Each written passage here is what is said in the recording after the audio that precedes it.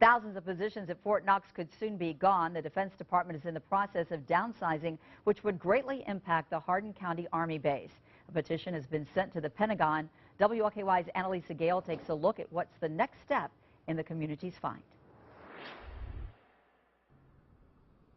Businesses and families say they depend on those jobs here in the Fort Knox area, and many of them want to see that those jobs stay right here.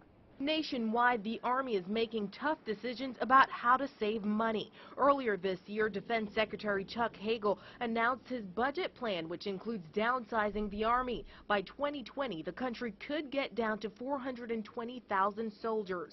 It's schools, it's businesses, it's just overall well-being of the community.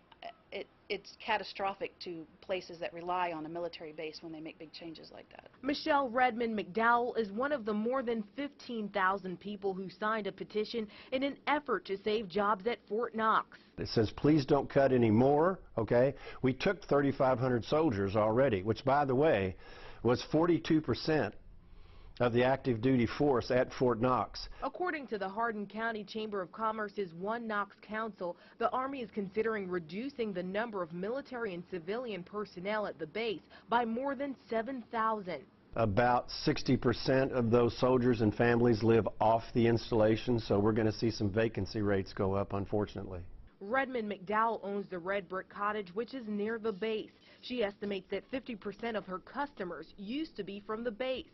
Now I'd say probably 25% of my business is actually from the base. Her father was a Vietnam veteran. She grew up in the area, which uses Fort Knox as a lifeline. She says as it gets smaller, so does the surrounding area. Right now, the Chamber of Commerce is working on a community meeting for October. Here in Radcliffe, Annalisa Gale, WLKY News. The signatures will go to the Army Environmental Command in San Antonio before heading to Washington. Congressman Brett Guthrie is among the supporters of the campaign to save jobs at Fort Knox.